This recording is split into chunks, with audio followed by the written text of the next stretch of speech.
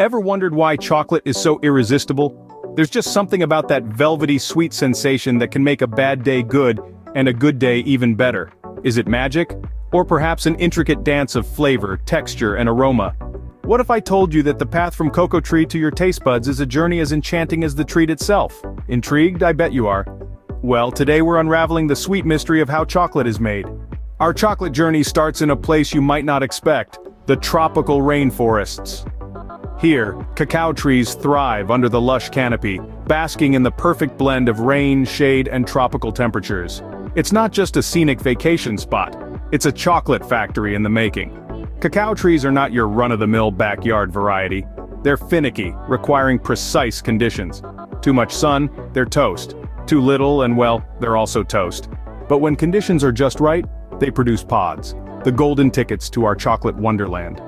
Each pod, a little larger than your average apple, houses around 30 to 40 cacao beans, nestled in a sweet, sticky pulp.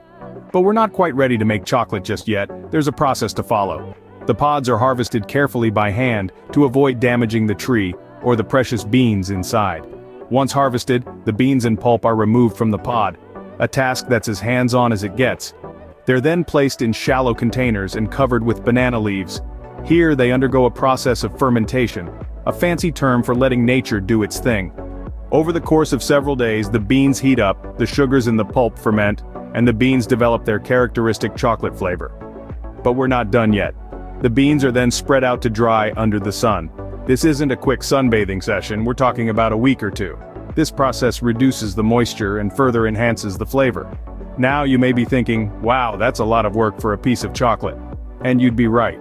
This is a labor of love, a process steeped in tradition and care. Every step, from the careful cultivation of the cacao trees to the meticulous harvesting and processing of the beans, is a testament to the craft and dedication of the farmers who bring us this beloved treat. So, if you've ever wondered why chocolate is so expensive, remember it's a long journey from tree to treat. Now, prepare for some magic as we turn these humble beans into delicious chocolate. Let's kick things off with the roasting process. This is where the transformation truly begins. Imagine a cozy fireplace in winter. That's what it's like for these cacao beans as they're gently roasted at a carefully controlled temperature, coaxing out their hidden flavors.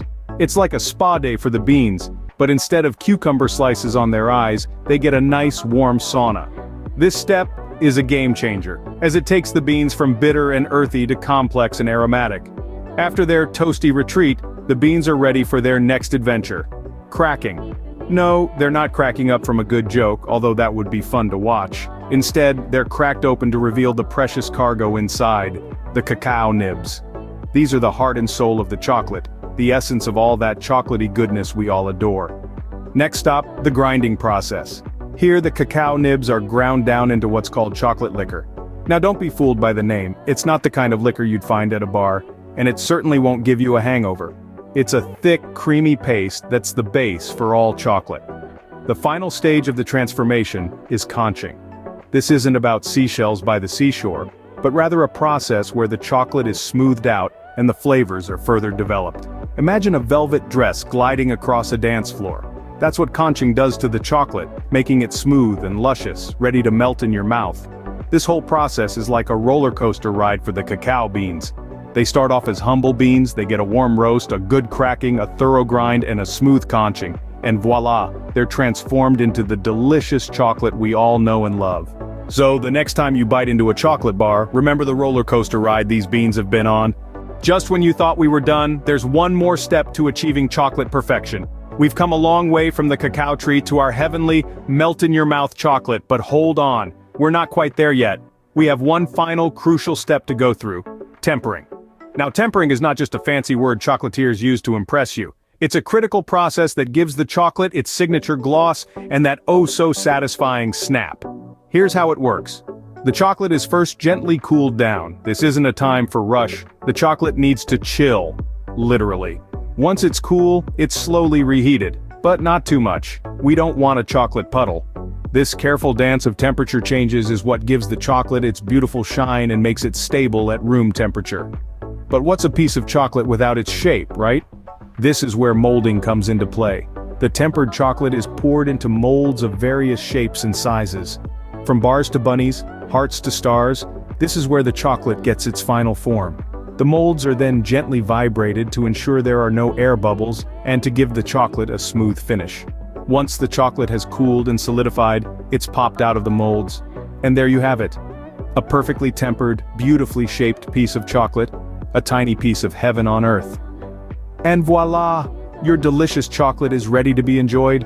Alright, let's recap this chocolatey journey in a nutshell. Picture this, we started with the humble cocoa tree, just minding its own business in a tropical forest.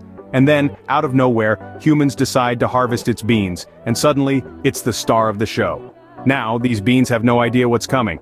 They're basking in the sun, getting all fermented and dried, completely oblivious to their destiny. After that, they're whisked away to a factory where they're roasted and ground into a fine paste. And just when they think they can finally rest, they're subjected to conching and tempering, turning them into that luscious, melt-in-your-mouth chocolate. Talk about an extreme makeover. It's like a whirlwind adventure, full of unexpected twists and turns. But hey, everything has a silver lining, right? In this case, it's the heavenly taste of the final product. So, the next time you relish a piece of chocolate, remember the exciting journey it's been on to reach your taste buds.